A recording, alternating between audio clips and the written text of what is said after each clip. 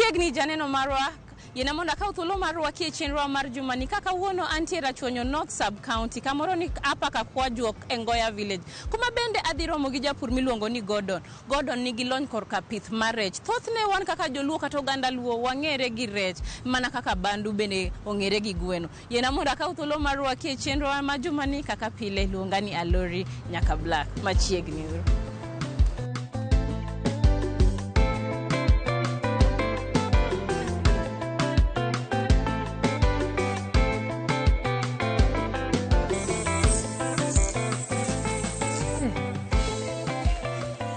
Nyarwed Berainya Alori nyaka Black. Evenad Antie maber. An bangi makoro akiana luongi kaka nyinga kosatim na kawuoro. Koro in nyaka Black tan Lori. Koro Lorin japur. Oh mano ber. Kamano. Karibu kabisa e puothwa miluongo ni Andege Food and Environment Development Project.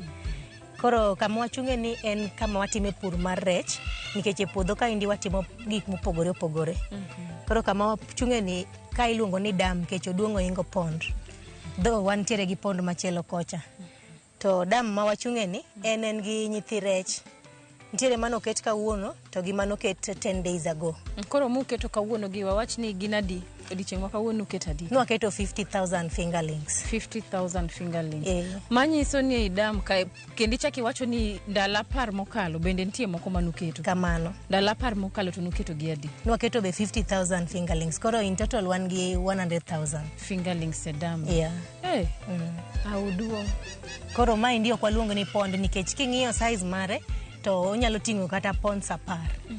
Koro emomiyo waluonge ni ati dam. Koro en otuto nyalo imo ng'ato kaka an. Koro en watiyo mana kode e seche ma nyithindo onge around. Ok wayiene gin mondo giwuoth ka indi aoyaye. Emomiyo ineno ka waketo nyaka stone pitching mondo ka ng'ato nyalo kier to nyalo make. And then stone pitching ni be watimo mondo oket decoration mar pond ka indi obed masmart. Ok watima gik moko ma kawaida. Nyati wasekunye koro wabole mana kamano. Iketo pur bedo interesting. Obedo gima lombo wang' kendo mori kata in kibet bute ka indi tiyudo ka en gima inyalo gombo bedo aming'a. Nikech jiny mang'eny kawo pur ni en gimoro 2 hours to seweye to sedhi tije mamoko. Lakini wan pur madala ka indi en gimichako gokinyi to en orumo tieno maninde magolo wae. Nikech watime mondo obed interesting, attractive and supportive. Pur masani endi ilongo ni pur gohala. Ok en gimitimo ni ati mondo ikal godo. Itimo gima inyalo sustain gi family ni to gi gik mamoko minyalo gombo timo e ngimani. Masani kata ngimani mabiro. To bane no kiting'o chiemb rech. Be idonjo sama ber yuda mana ka sa oseromo monego amigo do rech mabet dito ka chiemo. Koro magi to pod tindo ginok migi this size. Koro magi e kimiyo mabet dito ma nie pondo machielo. Karadongo wadhi wane kaka ipidhogi. Erokamano.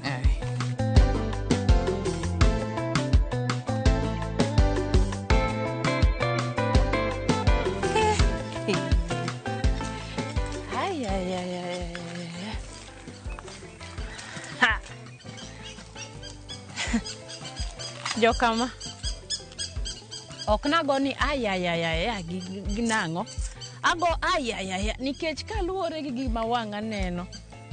Thoth jong'e ni rech yudore na to jomoko be kete cages.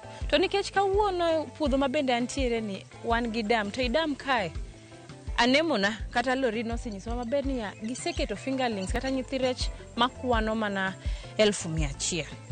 Koro adwa ni nyisa niya ka matindo ma en godo sani gin 100,000. To kuma bende wadwa dhi mwadhi pidho rech mabet dito to gin adi. Koro yiena mondo ago gi gimomiyo wadhi.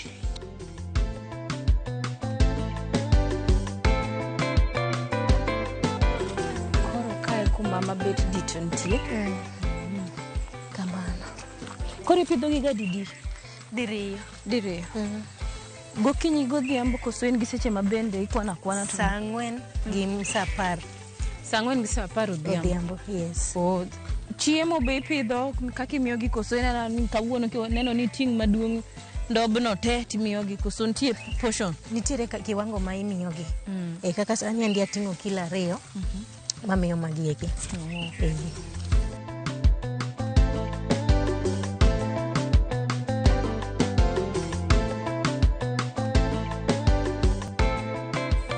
Gisani kinde mabende wan godo en ni wadwa pidho rech. To e puodho kata farm mabende wantie kawuono dichieng' ma kawuono ni onyiswa maber ni ipidho ga rech diriyo odiochieng'. Gokinyi saa 4 gi saa 10 odhiambo. Ang'o miyo ipidho gi sechego? Saa 4 nyiso ni pi koro ok ng'ich ahinya kendo rech nya chiemo ka bende giyudo chieng' maber. Mar ariyo, chiemo miyo gi saa 10 en niya, e sechego onego yud ka rech bende oyudo ka kech osekayo maber, manyiso ni kata appetite gi dhi bedo malo.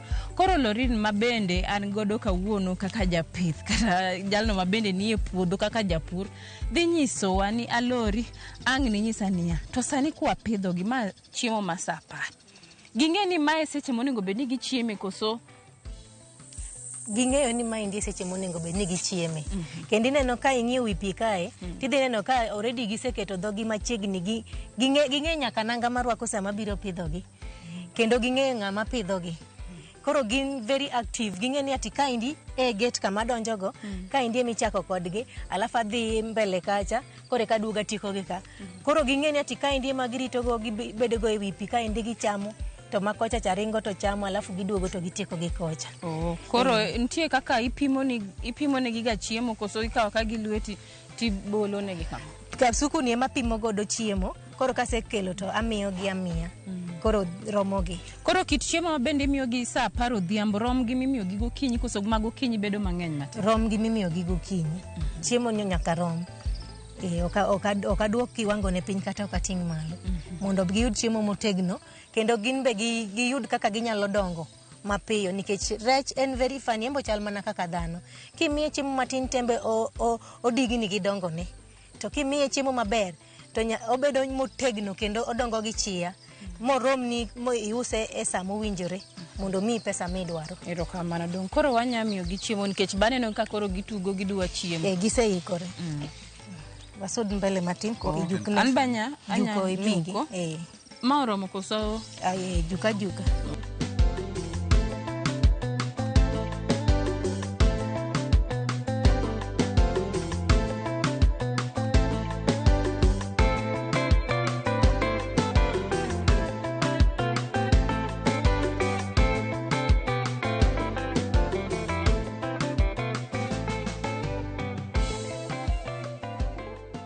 Koro an ajapur.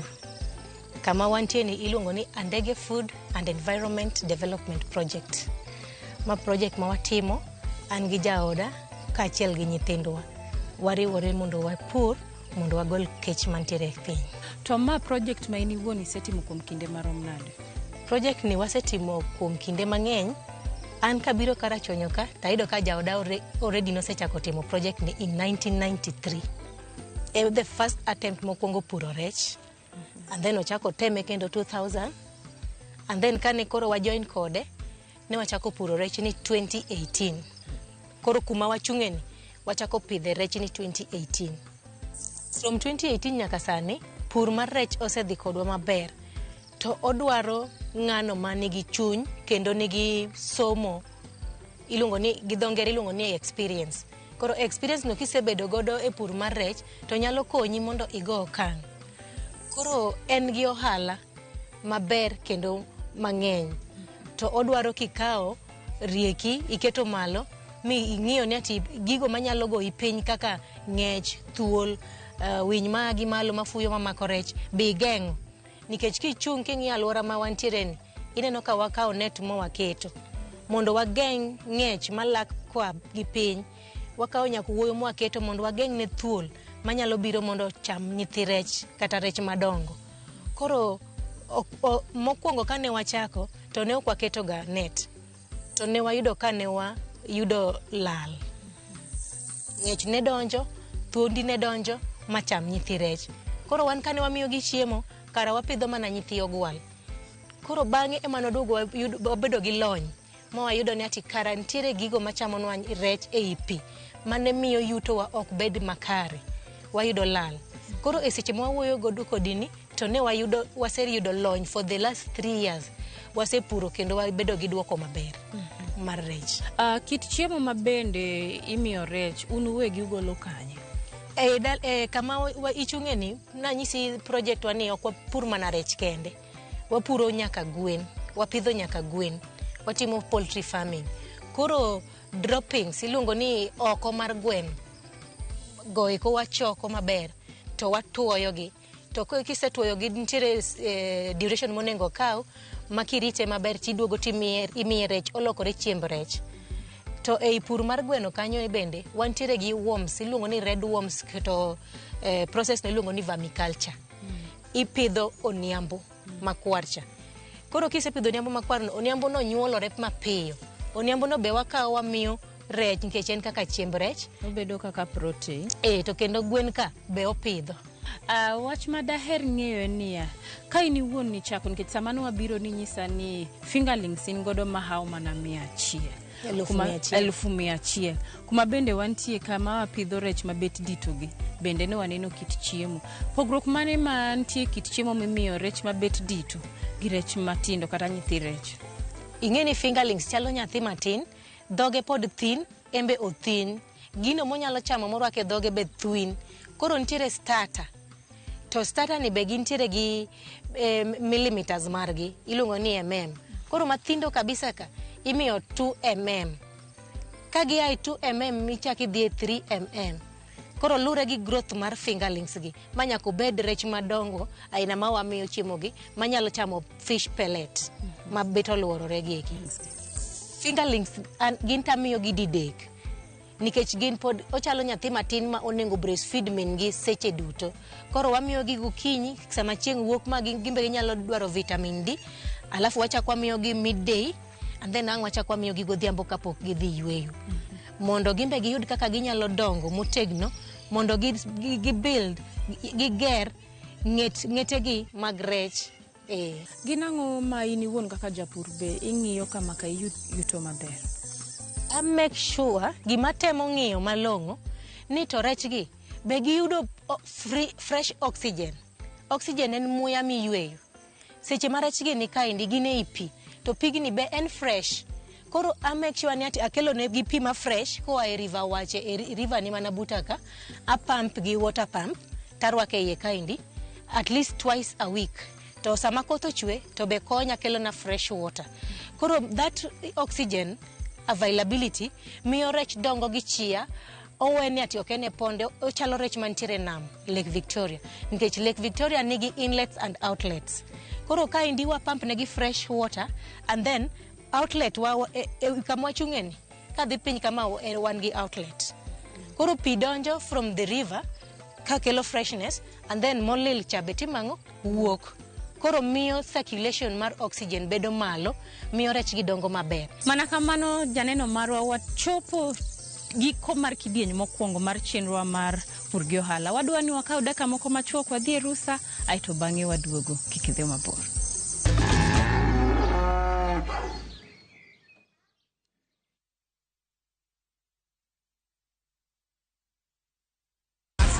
Win big in seconds. Shabiki nikajaribu mara ya kwanza nikaeka shilingi 100, kaliwa hiyo 100, nikasema nikakufa moyo. Hii mara ya 4 nikaeka shilingi 100, kaona napanda yapanda ikafika 500,000. Nikamusisha msichana wangu mkubwa, nikaniambia dadi, toa hiyo, usiache, toa. Nikasema wacha tu niendelee tu kucheza. Ndio ikafika 1.4. Nimefurahi, yani hata nimeona ni Mungu tu. Kuna mali nilikuwa nimeshikika ma school fees hivi, alafu na mjengo wangu kidogo ambao nilikuwa nimeuanza. Avieta ni iko sawa kabisa, iko chonjo. Avieta ya Shabiki.com inakupa the biggest multiplier in Kenya. Shinda up to 50,000 times your stake. Yani ukiweka stake ya 100 bob, ndege ipeperuke, unashinda 5 million within seconds. Not for persons under the age of 18. Shabiki.com is authorized and regulated by BCLB license number 359. Escape to the beach and enjoy amazing discounts at the luxurious Ocean Beach Resort and Spa Malindi, courtesy of View Travel.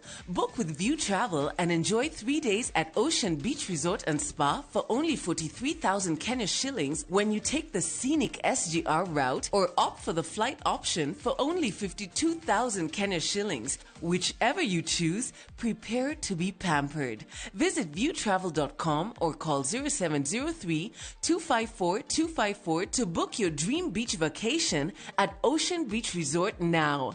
View Travel. Dream, explore, discover.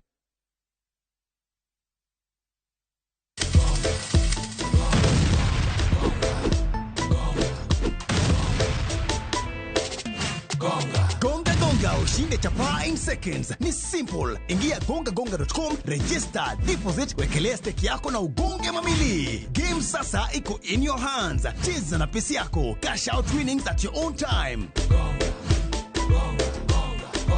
Gonga ushinde sasa. Hairuhusiwi kwa walio chini ya miaka 18. Imesajiliwa na BCLB number 359. Gonga.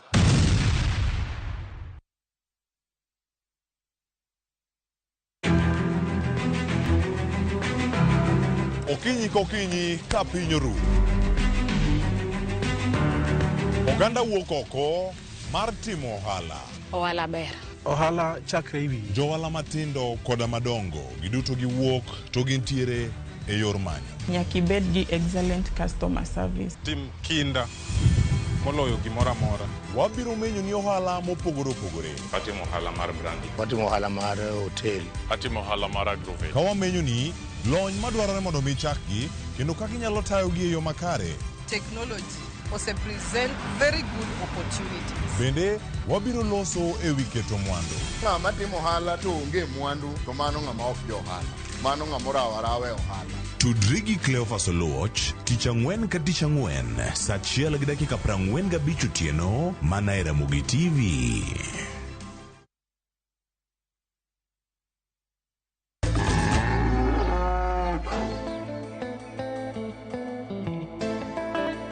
Machiegni kendo janeno marwa kidieny mar ariyo ka bende daher ni anemo kata nemsek na odhi mbele ka miyowa puonj ma bende japur moro amora nya yudo maka en owuon obro konyore godo.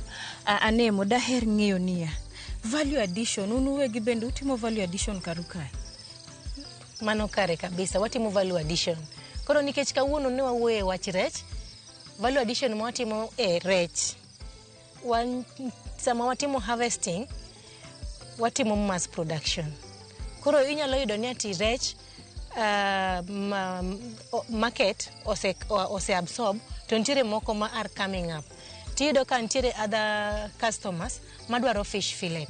Koro waloso ga fish fillets and then wapack gi maber. Waseloso nyaka zip bags ma obedo Christian and Ege Food and Environment Development Project. Waketo gi deep freezer kapokoro mosa supply and then ka waseyudo order wa supply. Koro mane value addition ma watimo ne ga rech. Gin midhiero mage kata challenges mage ma iniwuon kaka japur ndalo ma bende isebedo kipidho rech gi iseneno kata isekale tang'o ma itemo timo kama ka midhiero gi odok chien? Tich mora mora kata gino makelo konyruok e ngima dhano onge gima yot. Kata mane pur sani ndika mine na chungeni mondo atim makuny dam ni ndi mochop ka ndi ma tim stocking ok yot. Ang na teru sama wangu wuok mondo dhi ungi tindo gi wilbaro to gi saruru gi nyundo mane wakunyo godo ka gi lwetwa kane wamanya tinga iluongo ni grader kata excavator mondo kunyinwa ka nikech ka ndi ne dhana ne ok nyal kunyo to ne wawuotho kwa manyo kaka wanyalo kunyo ka to ne ok wayudo. Koro mano ne was a challenge to kaka na overcome that challenge nang'iyo ni ati to jowa machon ndalo mane onge excavator ne gitimo nang'o mondo gi survive e piny. To an be asebiro kama otuo, aseyie dak karachonyo kama otuo. Donge akawo my piece of land mana yudo ka jo China noseketho. Ka indika mineno ni jo China nosebiro mokunyo mokawo mara mane ni ka emobugo godo yo mar Kindu Bay Homa Bay Road. Sama ne timo tamaking. Koro en nodong as a derelict magima no nyalo chiego onge. Koro emana biro wan gi jaoda to waneno ni ati ka indi nitiere asset, nitiere mwandu moro ka ma jopiny ok ne emana wabiro to wachako kunyo kae. Mos from 2010 nyaka kawuono. Maka wuono koro yudo ka gigi nyalo tingo rech kendo wanyalo yudo ohala. Koro mano en a challenge masene na wuon mondo bi na bed gi pond gi dam marom kamaendi. Marariyo chiemb rech is very expensive. Kore momene no ka atemo matek mondo apidh gwen mondo droppings mag gwenogo okonya mondo rech otimango ocham. to kendo ineno ka pidho niambo mondo niambo go omednegi protein e dendgi. Ma kichamo rech moa ka are very tasty. Kendo jopiny osepuoyo kendo ose neno ni adier rech maka are very tasty. Mana nikech wamiyogi natural food mostly, nikech chieth gweno is natural, niambo is natural, phytoplanktons magiyudo e pi kae and algae are natural.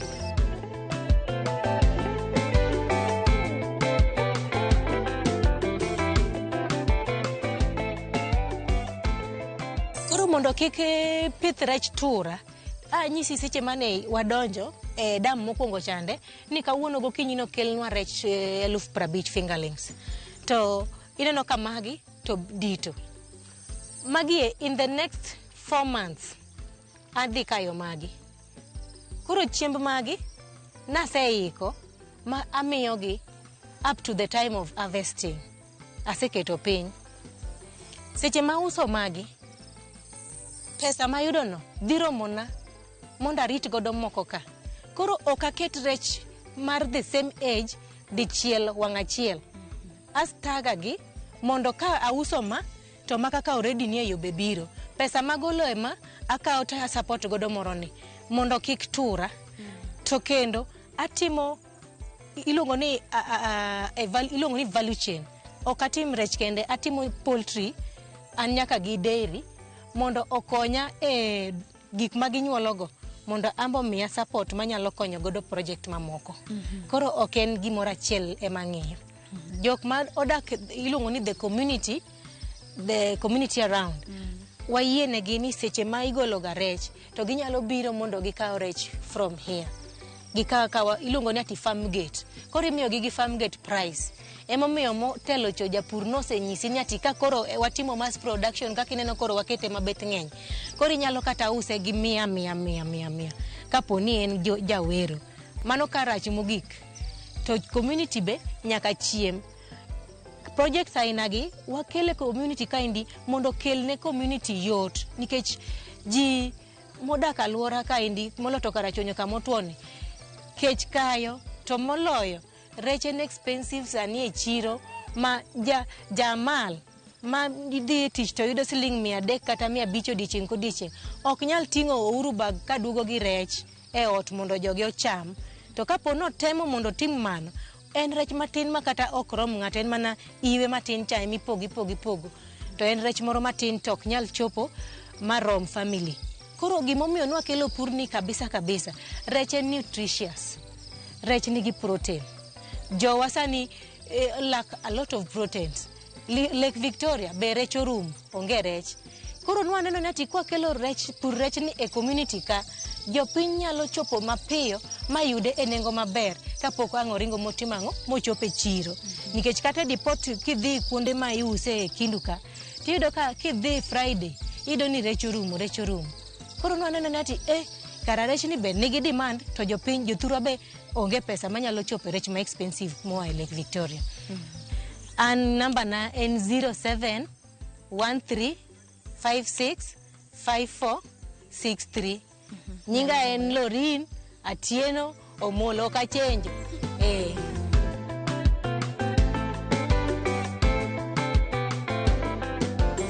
Well, ilunga ni Gordon Omolo Sano maja karachonyo ka. Maja Kindu Bay aka kwa jok apa. Kaindi en Rachonyo North Sub-County. Village Ngoya. Machako girach 300. Kamatin edala baba. Gimoro chakore matin ekodongo. En gima jogweng te ung'eyo. Gospel truth. At that time. Kendo nakunyo manalo matek machalo kakama. Kamano nega goyi simba mana pidhe rech. Higa mag 1990 gi 91. Odiochieng' mar 31 nyaka kawuono 93 ema koro nwadho wakawe puodho mwatero mwalo mwachake pond mar 2. Sigana kaka gino osewuotho. Mokwongo kana dhi school na mor gi kaka jo Dutch nokao na molokolo ka gitiyo gi gik machwado yamo miluongo ne windmill ka golo pi e aora mar North Sea manenegogi. Koa kanyo manasomo geography paper 2 nabedo gi lake ni apana ka jogi nyalo golo pi malok lo ang'o mamona golo ongoro manyuol chiemo. Koro nakwa baba wa Nyundo, Opao, Saruru ne wakunyo dam manoting'o rech 300 ni dweche adek ma lokore rateng' machalo maka. Kinde no noyudo katimo A levels Form 5 and Form 6 as a student. Na time very successfully. Marriage no chiek. Mo mera malugo banga mara reyo. No dio yuwago go jaode. Jaduongne. Mano chul go fee. Maji di school. Kende na monyolo projects gi tenya kakawuono.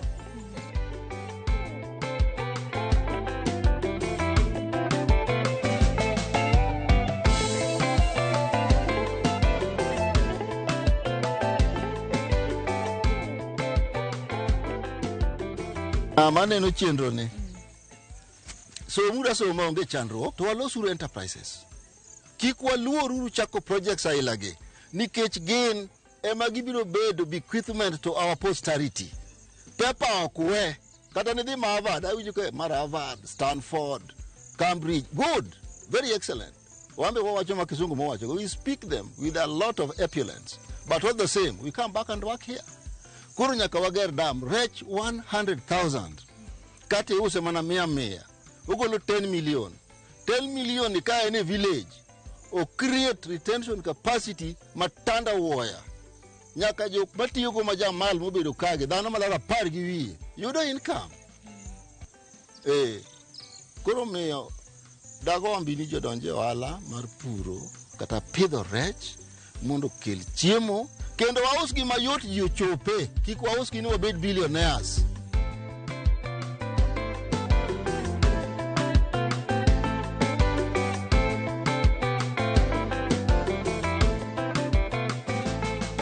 To nikech wadhi kotieko chenro dichieng' makawuono kuma bende namesake na opango nitie kaka en owuon opango.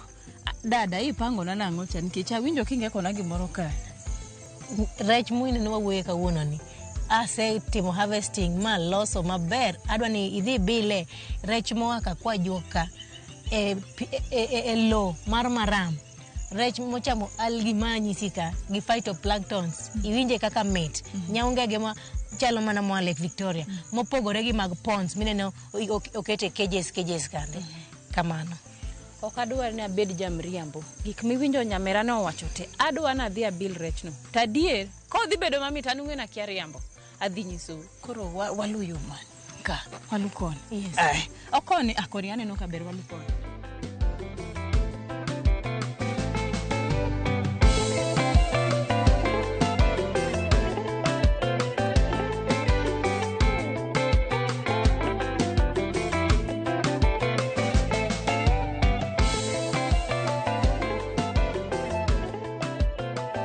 To nikech iwacho ni gimoro amora man gi chakruok nyaka bed gi giko.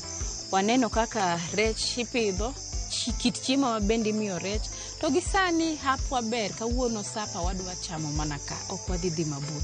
To gima daher ni ng'eyo kuom rech en ni rech ber e dend dhano, omiyo dhano gimiluongo ni protein. Thothne joluo wachoga ni kidhi e dala jaluo to kiyudo rech, mano kichiemo. Koro gi thuolo ma bende an godo ni yiena mondo kwa japur mora mora ma bende deher oronwa ote machuo katiyo gi email marwa mar purgiohala@royalmedia.co.ke kata jogo ma bende samoro deher oronwa ote machuo kinyatiyo gi namba wa mar SMS ma en 236000. Karuotho yie wachak warum juma majien. An iluonga ni Alori nyaka Black. Koro to adwa chamo rech. Ok adwa na te pesa nikech sabo osedhi.